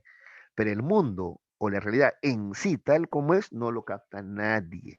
Eso es lo que dice Kant. Ninguno capta el mundo tal como es. Todo lo captamos con los sentidos que tenemos. A ver, Kant te pone este ejemplo. A ver, Kant te dice, haz de cuenta que los humanos tenemos, ¿ya? Que nuestros ojos son como lentes, ¿ya? Amarillos. Entonces, todo lo que vemos es medio amarillentado, ¿ya? Medio amarillentado, ¿ya? Ahora suponte que llegan seres de otro mundo, ¿no? Y ellos tienen en sus ojos son como si fueran lentes verdes. Todo lo que ellos ven es medio verdoso, ¿ya? Ahora, ¿cuál de los dos ve el mundo tal como es? ¿Ellos o nosotros? Ninguno. Nosotros lo vemos medio amarillo y ellos lo ven medio verde, pero ambos, ¿no?, captamos nuestras percepciones según los sentidos que tenemos, pero ninguno capta el mundo tal cual es, ¿ya? ¿De acuerdo? Ya, eso es lo que dice Kant, ¿ya? Entonces podemos captar las cosas a nuestra manera, como así se llama la cosa para sí, y ese es el fenómeno, ¿ya? Fenoménico, de eso va a hablar Kant. Pero el mundo tal cual es, el noumeno le llama eso, el mundo tal cual es, ya eso no lo puede captar nadie, ¿ya? Por eso acá dice, jamás conoceremos las cosas tal como son realmente. Las cosas que vemos son fenómenos que nuestra sensibilidad, o sea, nuestros sentidos, presentan además. Y acá viene también lo racional, el espacio y el tiempo. Son intuiciones que tenemos nosotros. Nosotros solamente captamos espacio y tiempo. De repente hay también más dimensiones que no podemos captar. Otra razón por la cual no captamos el mundo tal cual es, sino a nuestra manera. ¿Ya? Por tanto, nunca sabremos cómo son estas cosas sin usar nuestra sensibilidad. ¿Ya? El entendimiento y la razón. Entonces, a ver, la información de los fenómenos se presentan en forma de juicios gracias a la facultad del entendimiento. Finalmente, la razón hace que los juicios se organicen en razonamientos y teorías generales del todo. ¿Ya? Ahora sí, dice Kant, podemos responder a las preguntas de cómo es posible la ciencia y por qué la metafísica no es ciencia. ¿Ya? ¿Cómo es posible la ciencia? La experiencia permite el aumento del saber, ¿ya? ¿Está bien? La experiencia sensible, pues permite el aumento del saber. Y la razón es la capacidad de universalizar los conocimientos y darle una secuencia necesaria. ¿Ves? Entonces, para que se produzca la ciencia se requiere de ambos, de la experiencia sensible, que aumenta el saber, y de la razón, que nos permite llegar a la universalización de conocimientos y a entender la secuencia necesaria. ¿Ya? Ese es el criticismo. ¿Ya?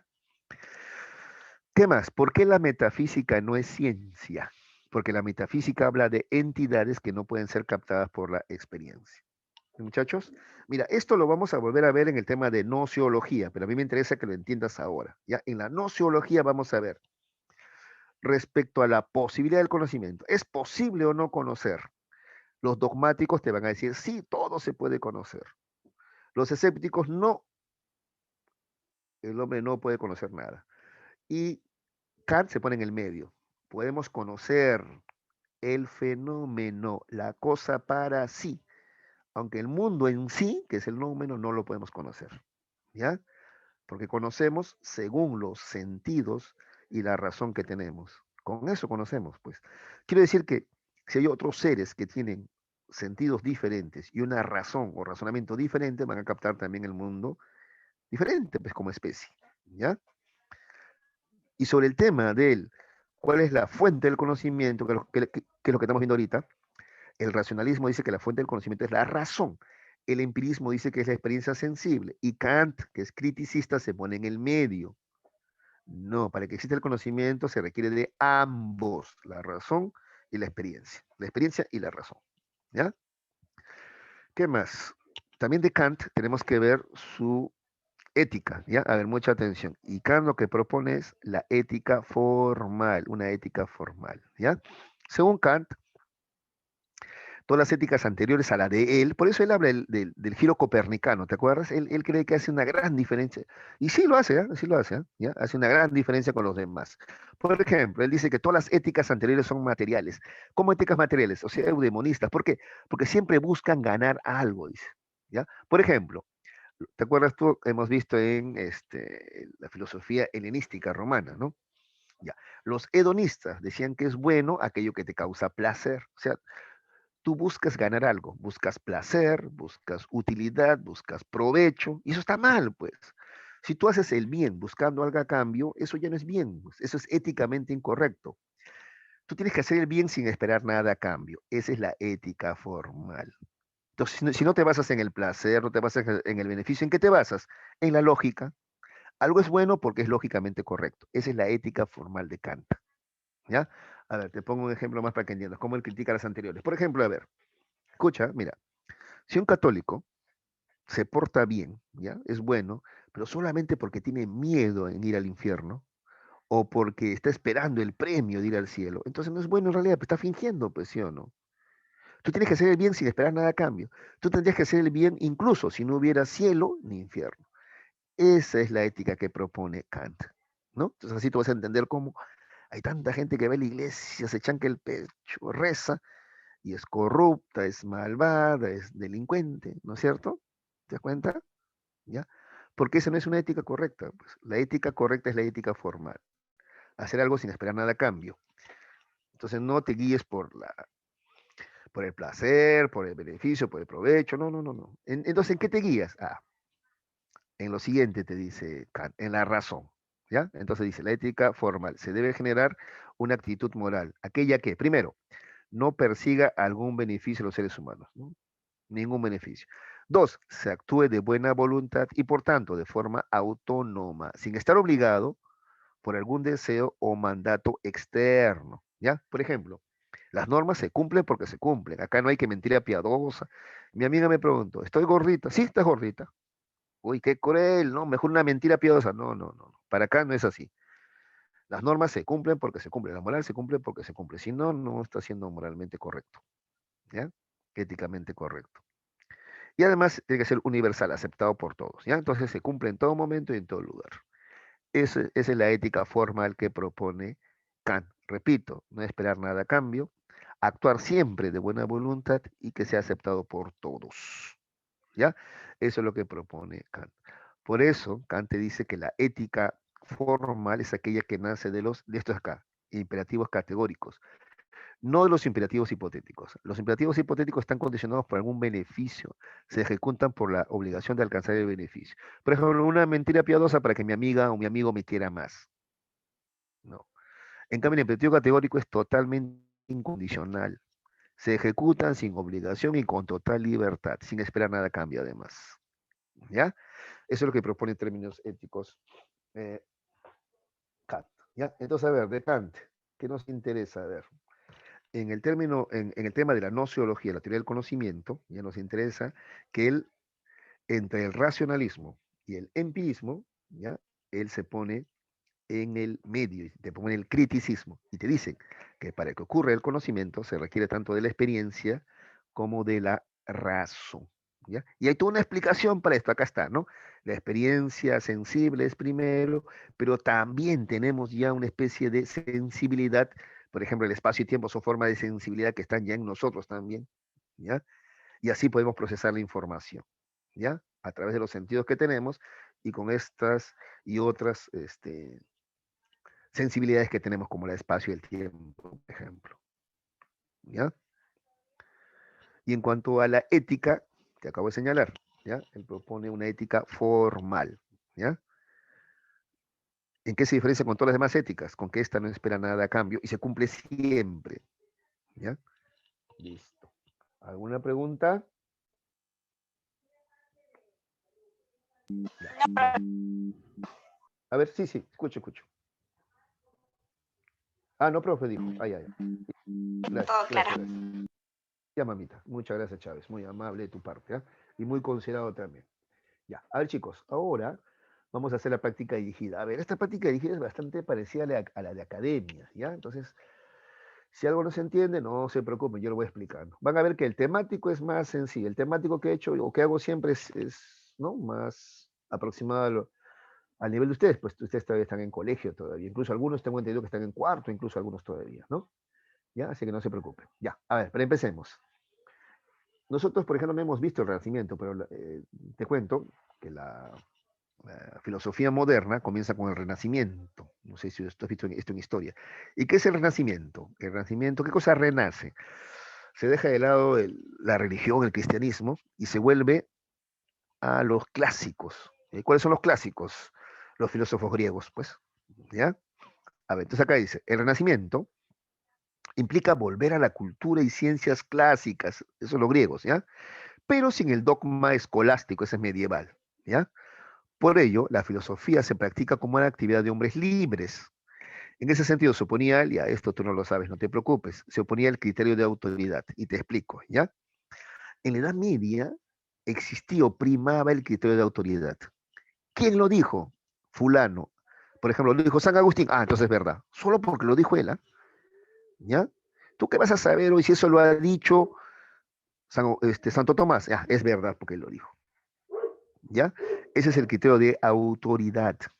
Ya, eso con el Renacimiento y la modernidad se barre, ¿no? Ya no importa quién lo dijo, sino cómo lo argumenta, ¿sí o no?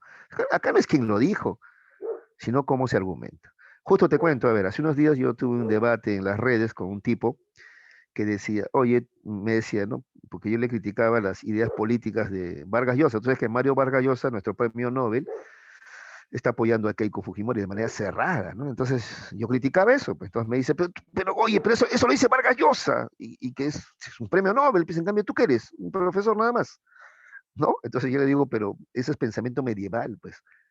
Acá no prima el criterio de autoridad, no es quién lo dijo, sino que argumente, pues, a ver, cuáles son los argumentos, las pruebas que tiene, ¿ya? Entonces el criterio de autoridad es medieval, eso ya se desterró. Lo que tenemos ahora son otros criterios de verdad, ¿ya? Por ejemplo, los hechos, pues, basarnos en hechos, ¿ya? O también en argumentos racionales, lógicos, pero ya el criterio de autoridad ya no se usa, ¿ya? O no debería, aunque hay gente que lo sigue usando, pues hay gente que tiene pensamiento medieval como este, ¿no? Que te contaba yo. ¿Ya? Entonces en la 1 es la B. 2. A diferencia de Platón, los filósofos de la modernidad modernos conciben las ideas como, ¿te acuerdas que para Platón las ideas tenían existencia propia, pues, ¿no? Eran entidades objetivas, ¿no? En cambio, para los filósofos modernos, a ver, ¿cuál marcaríamos ahí?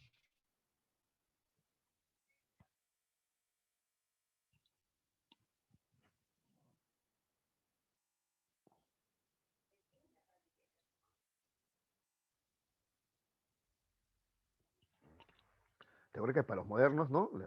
Las ideas están en nuestra conciencia, ¿no? ¿No es cierto? Y, pues, y bueno, ahí sí pregunta la razón o la experiencia, ahí sí hay debate, ¿no?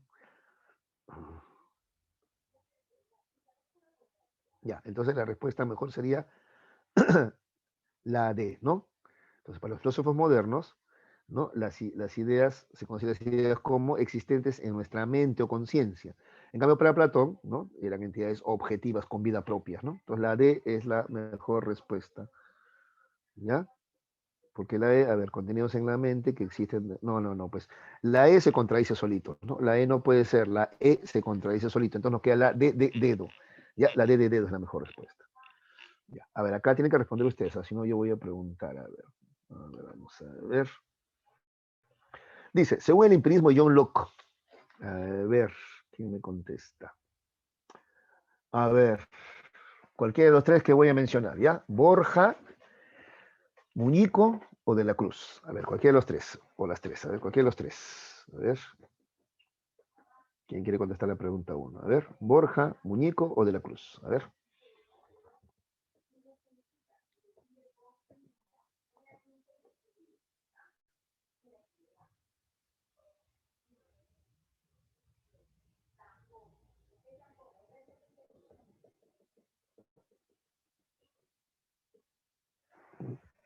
Preguntas así vienen en la universidad. ¿Ves? Cuando tú postulas a la universidad, preguntas de este tipo te van a venir. A ver, están escribiendo por el chat, pero alguien me puede contestar de manera oral. A ver, dudas de repente. Ya. Primero déjame ayudarte con algo, ¿ya?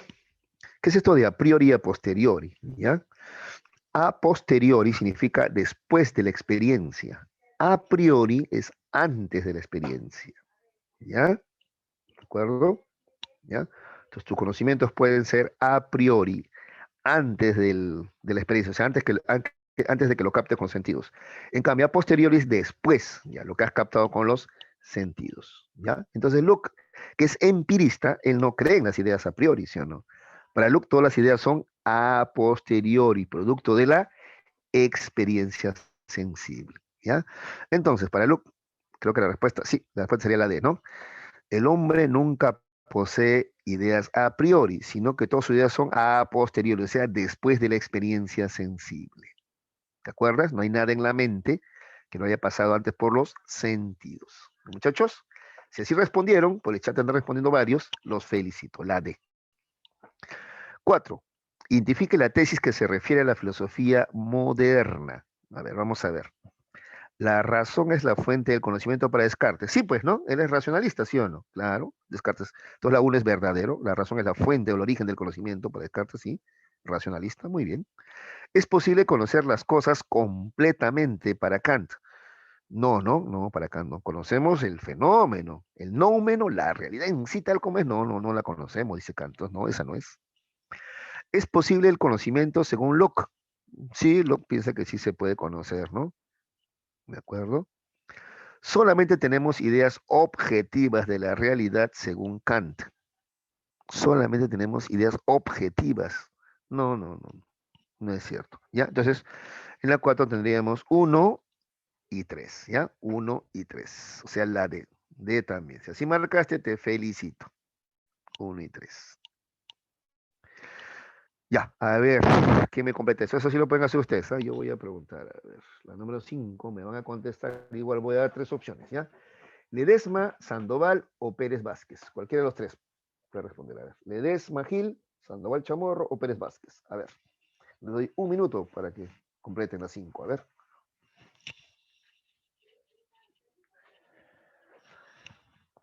¿Cuál sería el orden?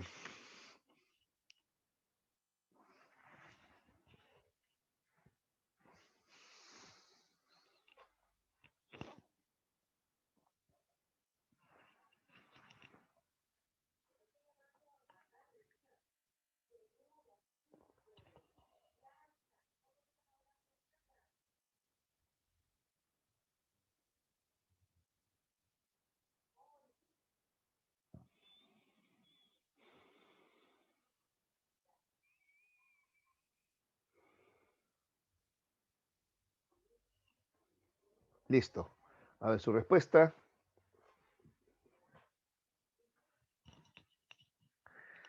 A veces lo más obvio confunde, ¿no? Ocurre, muchachos, que esté en orden, tal cual está. A, B, C, D. Si no hay nada que cambiar, está el orden tal cual. Sí, pues, ¿te acuerdas? John Locke, y tendría que ir acá A, porque él propone la tabula rasa, ¿no? Cuando nacemos, nuestra mente es en blanco, no hay ninguna idea todavía. Hume propone un ignatismo y un escéptico, ¿no? Escepticismo, ¿ya? Berkeley, inmaterialismo, ¿te acuerdas? Berkeley es inmaterialista, ¿ya? Y finalmente Bacon propone, esta sí no la sabías de repente, ¿no? Pero por deducción, la silogística deductiva, ¿ya? Listo. Muy bien. Ah, tal cual. Ya. 6. Todas son proposiciones verdaderas menos una. Indique cuál es. A ver, el cartesianismo, ese Descartes, ¿ya? Fue una de las primeras posturas o propuestas modernas. Sí, Descartes es el primero de los filósofos modernos, propiamente dichos, ¿no? Locke fue un defensor del derecho a la libertad, la igualdad y la propiedad. ¿Te acuerdas? Liberalismo, ¿no? Sí, Locke es liberal, está bien. C. La filosofía de Berkeley se le considera inmaterialista. ¿Te acuerdas? Berkeley dice que no existe la materia, sino solamente nuestras percepciones, ¿no? Incluso dice ser es ser percibido. David Hume postuló que las ideas matemáticas surgen de la costumbre. No, eso no dijo. Las ideas de causalidad, sí, pero las matemáticas, no, no, no, eso no dijo Hume, ¿no? Esa es falsa. Y la E, Leibniz agrupó a las ideas verdaderas en dos clases, sí, eso sí. Ya. Entonces la respuesta es la D, es la incorrecta, ¿ya? La D es la incorrecta. 7, a ver. Se considera que en el terreno político-social las ideas de Locke, a ver. Sandoval, a ver, por favor, contesta la número 7, hijo. Sandoval, algún voluntario te le puede ayudar, no hay ningún problema. A ver, ¿quién quiere contestar la 7? Yo designado a Sandoval, pero si hay otro voluntario, a ver. Se le considera que en el terreno político-social las ideas de Locke, acabamos de ver, ¿eh? John Locke.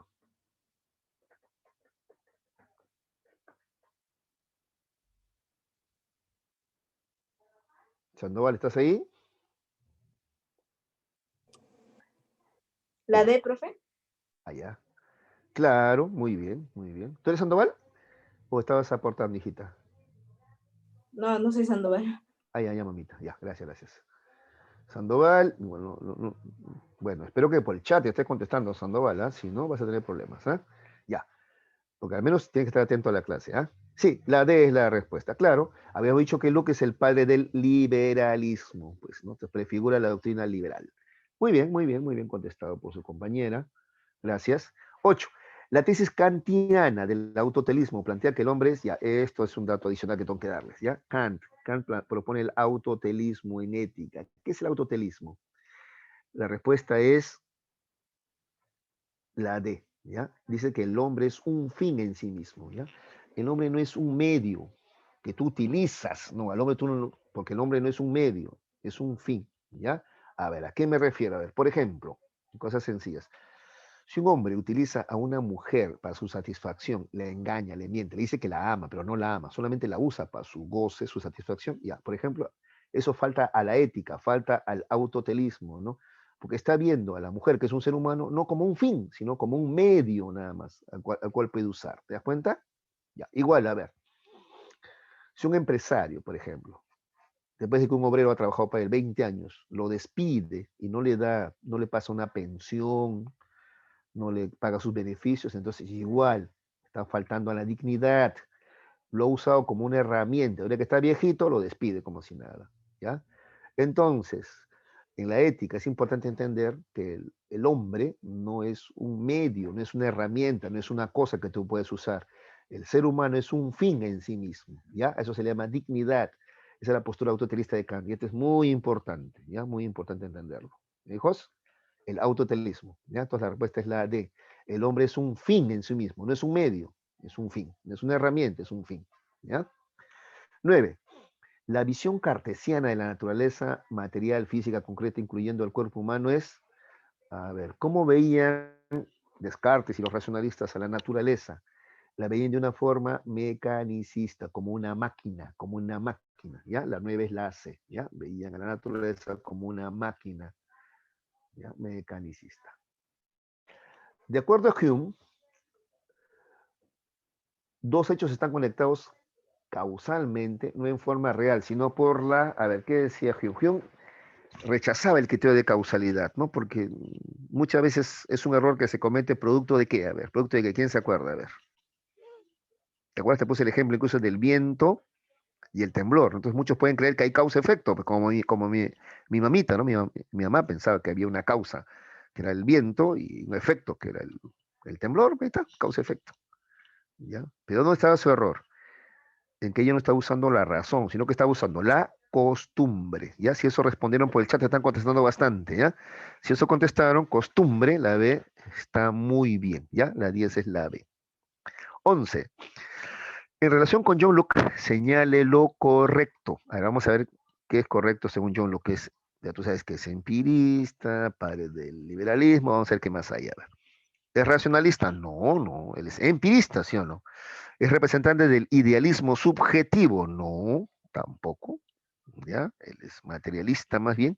¿Critica el empirismo? No, él es empirista. ¿Rechaza el innatismo cognitivo? Esa es la respuesta, ¿no? Rechaza, ¿te acuerdas? Eso de la idea innata de Dios no existe, ¿no? Eso está mal, porque si no todos creeríamos en el mismo Dios o no habrían ateos, ¿ya? Eso es falso, dice él. Además te propone la tesis de la tabula rasa, ¿no? Entonces la 11 es la D, la respuesta correcta, ¿no? Rechaza el innatismo. 12. Señale la alternativa correcta, a ver, también la 12, a ver. El proyecto de una matriz universalis fue propuesta por Leibniz, ya, ese es un dato que no sabía, eso es verdad, ¿ya? ¿Spinoza negó la trascendencia de Dios? No, no, al contrario, Spinoza dice que Dios es todo, Dios es la naturaleza, ¿sí o no? Descartes es un pensador monista, no, Descartes es dualista porque cree que el hombre es materia y espíritu, res extensa y res cogita. Pascal rechazó el misticismo, si también es falso. Entonces, en la 12 ya tenemos solo uno, ya la D la respuesta, solamente uno, ya son datos ya. Listo, muchachos, estamos justos a tiempo para que comiencen ya su temático, ¿ya? El temático es más sencillo. De las ideas centrales que se he propuesto, de ahí viene el temático, van a ver, ¿ya? A ver, por favor.